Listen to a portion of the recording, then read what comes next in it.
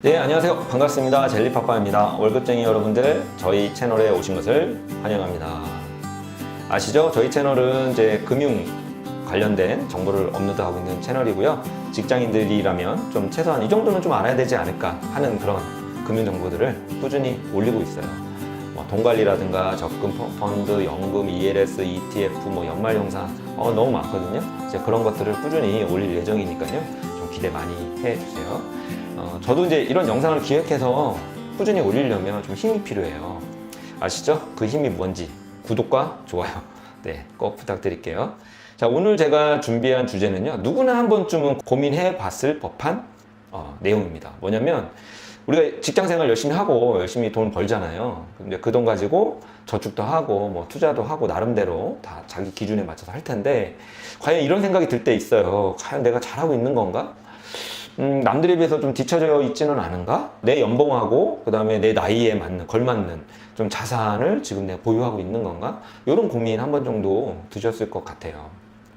오늘 영상은 이런 고민을 좀 해결해 드릴 수 있는 영상이에요. 그래서 끝까지 궁금하시면 시청 부탁드릴게요. 혹시 부자지수라고 들어보셨나요? 이제 이 지수는요, 그 이웃집 백만장자라는 책이 있어요. 우리 국내에서도 몇 년 전에 출간해서 히트를 쳤던 책인데요. 이 책을 저술한 조지아 주립대학교 전 교수인 토머스 스탠리 교수라는 분이 이 지수를 처음 세상에 오픈을 했습니다. 그리고 이 지수를 활용해서 다양한 금융권에서 콘텐츠를 좀 만들고 있죠.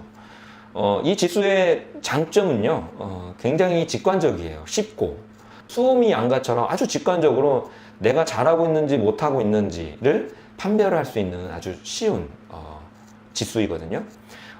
저는 이제 여기서 단순히 재무 상황, 나의 재무 현황, 재무 상태를 파악하는 거에서 그치지 않고 이 지수를 활용을 해서 앞으로 어떤 나의 목표를 어떤 식으로 정할 것이고 나의 돈 관리 기준은 어떤 식으로 정할 것인지까지 한번 확장을 해봤어요. 그래서 여러분들이 어떤 나름 남들한테 흔들리지 않고 나만의 기준을 갖고 앞으로 자산을 꾸준히 증식시킬 수 있게끔 이 지수 활용하면 좋을 것 같아요. 그래서 제가 엑셀표를 가지고 이렇게 준비해 봤거든요. 그래서 한번 엑셀표로 가볼게요. 자, 이제 엑셀표로 넘어왔고요. 이제 엑셀표를 가지고 설명을 드리도록 하겠습니다. 자, 이제 일단 부자지수 계산 방식 먼저 설명을 드릴게요. 굉장히 간단합니다. 순자산, 내가 갖고 있는 순자산이 있죠. 부동산이든 금융자산이든 대출을 제외한 순자산 곱하기 10을 하고요. 그 값을 나이 곱하기 소득으로 곱한 그 값으로 나눠주면 돼요. 나눠주면 이 숫자가 나오는데요. 이 숫자가 0에서 0.5는 문제가 있다. 그 다음에 0.5에서 1.0이 이제 보통이다.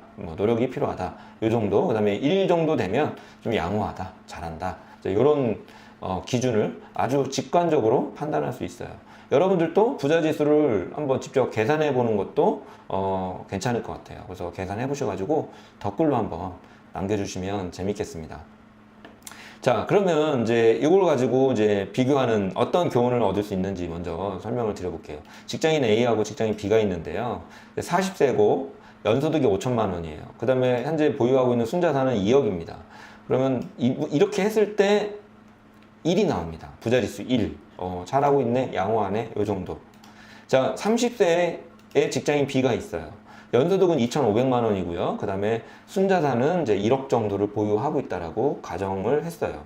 자, 연소득은 직장인 A에 비해서 절반밖에 안 되죠. 그 다음에 순자산도 절반밖에 되지 않습니다. 하지만 부자지수는 1.33으로 훨씬 더 높은 걸 알 수 있습니다. 여기서 중요한 건, 부자지수에서 중요한 건, 굉장히 중요한 건 나이가 중요합니다. 나이가 어릴수록 저축할 수 있는 기간이 많기 때문에 부자지수가 훨씬 더 높고요. 그 다음에 소득이 높다고 해서 무조건 부자지수가 높지 않다라는 거. 소득이 높아도 순자산이 낮으면 부자지수가 낮아집니다. 그래서 월급이 많은 친구 보면 부럽잖아요. 그 친구가 무조건 부자지수가 높은 것은 아니에요.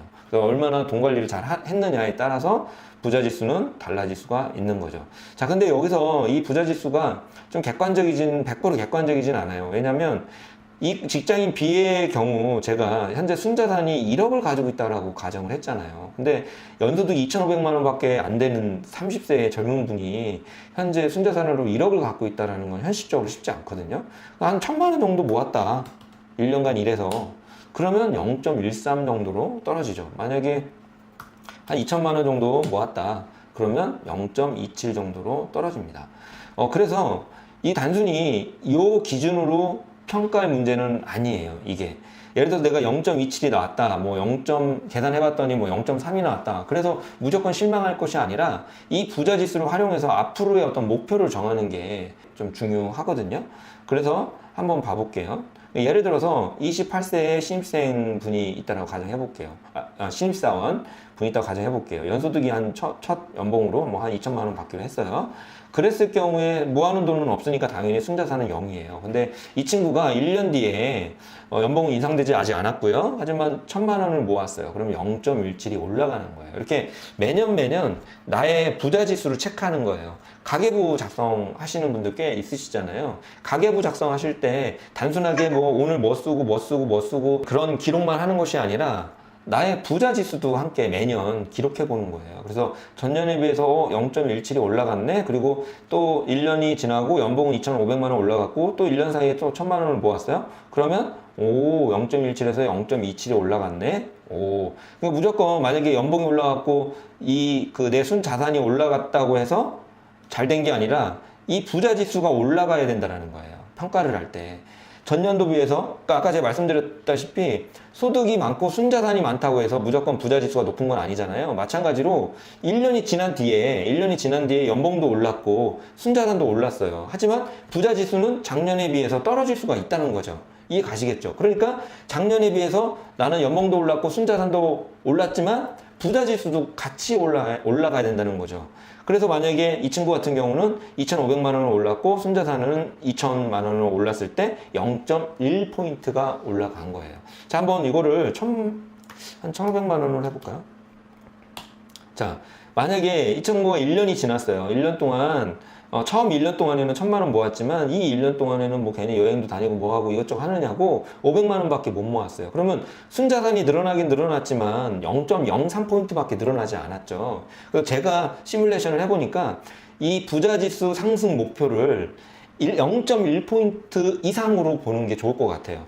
그러면 대략 한 2,000만 원 정도 되면 0.27로 1포인트 정도가 올랐죠. 그리고 31세로 갔을 때 200만 원 정도 연소득이 올랐다고 가정했고요. 그 다음에 순자산은 3,100이 됐어요. 그랬을 때 0.3이 됩니다. 자, 점점 그러면 0.5가 언제 되냐면 자, 33세 정도 됐을 때 연소득이 3,000만 원으로 연봉 올랐다 가정하고요. 그 다음에 순자산 5,600만 원 정도 모았을 때 0.57이 됩니다. 그래서 저는 이제 매해 0.1포인트 이상 부자지수 상승을 목표로 최소한 하는 게 좋을 것 같고요.